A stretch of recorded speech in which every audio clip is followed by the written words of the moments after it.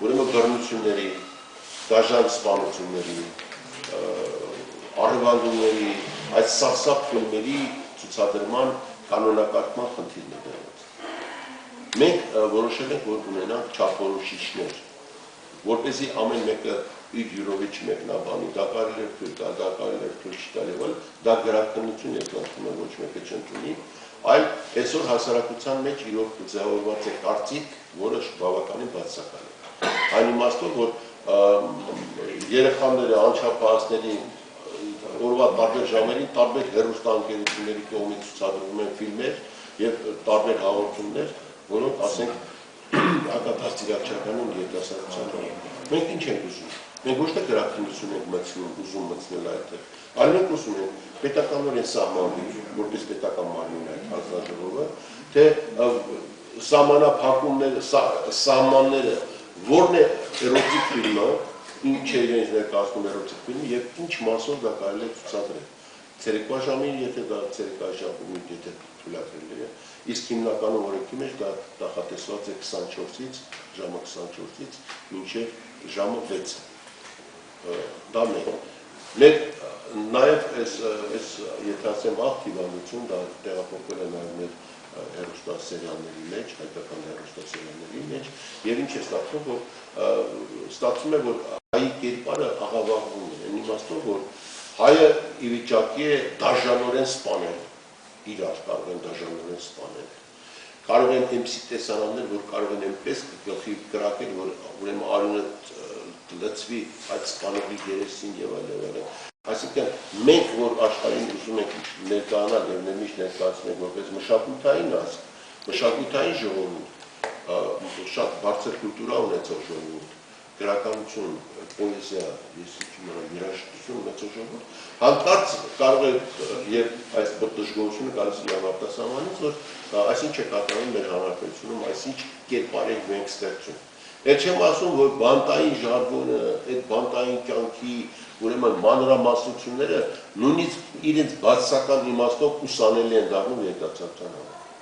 Դա այսօր շատ կարևոր խնդիր է, մարդիկ հոգնում են, ասում են, «Իս ինչ գովազդ է, մի ֆիլմի մեջ կարելի է 10, 15, 20 րոպե օրենքի կոպիտ խախտումներ են արձանագրել, որ ընդմիջվում են գովազդներով»։ Էլ չեմ ասում, սոցիալական գովազդի մասին, տեսեք ինչ բանը հակասություն է ստեղծում։ Սոցիալական գովազդը, որը որ օրենքով նախատեսում է, որ պետք է ձրի ցուցադրվի, ուրեմն այդ գովազդները չեն ցուցադրում հեռուստաընկերությունների շատերը։ Եվ ինչն է նրանց պատճառաբանությունը, ասում են, մեզ հասանելի չի եւ կանոնակարգված չի, թե որն է սոցիալական գովազդ, ինչն է սոցիալական, որ գովազդն է մտնում սոցիալականի մեջ։ Իսկ քանի որ հեռուստաընկերությունները հիմնականում նրանց ֆինանսավորման աղբյուրը այդ գովազդներն են, նրանք դրանից են եկամուտ ստանում, մենք սա լավ հասկանում ենք, բայց դա չի նշանակում, որ ասենք այս օրենքը պետք է խախտվի։ Ասենք նրանք թեկուզ եւ հեռուստաընկերությունները ստեղծում են բլոկներ, ռեկլամային, գովազդային բլոկներ, որ հենց այդ որպես արտադրություն արդեն օրենքի խախտում է։ Նրանց երկարաժամկետի իմաստով դրանք արդեն երկար են։ Կարող են նույնիսկ 20 մինչև 20 րոպե հաղորդումները ընդմիջնել, որը չի կարելի։ Կարող են ասենք մի քանի անգամ հովանավորի անունները ռեկլամեն, որպես ռեկլամանիչ, երկու անգամ է օրենքը թույլատրում սկզբից եւ վերջից հաղորդման եւ սկզբից միայն վերջից։ Մեջտեղում նրանք հովանավորներին արտադրանքը ռեկլամելու եւ այլն իրավունք չունեն։ Այսպեսի ուրեմն շատ կարևոր հարցեր կան։ Օգտագործողը չի կարողանում իրեն հողը լիարժեք օգտագործի, ծախսելի մեծ լինելու պատճառով։ Մյուս հարցը դա հետաքրքիր բան է ստացվել, որ թեր արտադրության պայմաններում մենք իրացում չենք կարող կազմակերպել։ Մթերքների իրացում արտադրության, քանի որ մեծածախ շուկա չունենք, արտադրողը ինքը վտարված է մեր շուկաներից, այնտեղ վերավաճառողներն են հիմնականում, 2-ից 3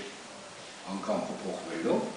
եւ MC մոնոպոլ գներ են սահմանում, չնչին գումար տալով արտադրողին, սպառողի մեզ բոլորից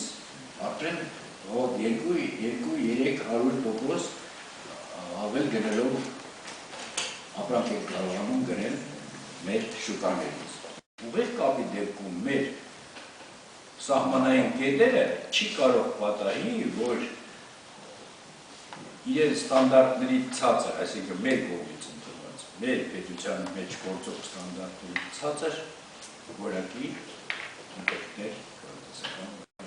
համար առաջի հարցը դա։ Երկրորդը,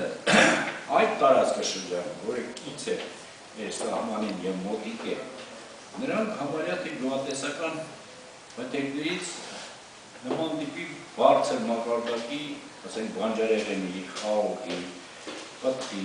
արտադրություն չունեն, նրանք հիմնականում մսի արտադրությունն է, որը որ էլի չի կարող պատահի, որ ամորակ ապրանք ոնց որ մինչև հիմի գալիս է, նորից շարունակի գա։ Սա հարցը կարծում եմ, որ դրանով պետք է փակվի, որտեղ նման բան հնարավոր չի լինում։ Լավ որակի ապրանքը էժան չի լինում, լավ որակի ապրանքը իր գինն է։ Հիմի եկողը, որ Վրաստանով բանով գալիս է, վատ որակի ապրանքներ են գալիս, որոնք էժան են, որոնք ոչ մեկին պետք չէ։ Վրաստանում ինչ չի վաճառում, գալիս է մեր մոտ հասնում, իրանց մոտ ինչ չի վաճառում, գալիս մեր մոտ հասնում։ Նման բանի մասին է խոսքը, որ նման բան մենք ընդունել չենք կարող։ Սովետական իշխանության ժամանակում, նրանից հետո էլ Համբուրգ, Օտով, Լոնդոնով ուրիշ լոլիկ չկա Կովկասյան տարածքաշրջանում։ Եվ փոքր ասեմ, ջին ասեմ, չկա։ Այդ լոլիկը հատուկ համով հոտ ունի և հատուկ բանում, տեսքով ամեն ինչով։ Պանջարյան, եթե կարելի է մի հարցել, դուք դա ասում եք գյուղացիների հետ զրույցներից ելնելով, թե պաշտոնական տեսակետը պահելով։ Զրույցներից հետ ելնելով և գյուղնախարարության մասնագետների և գիտական գիտության կենտրոնների մասնագետների հետ հետաքրքրությունից հետո։ Այսինքն գյուղացին գյուղատնտեսությունը կշահի հայ-թուրքական սահմանի բացումից։ Որևիցե այսօր մտավախություն չունի։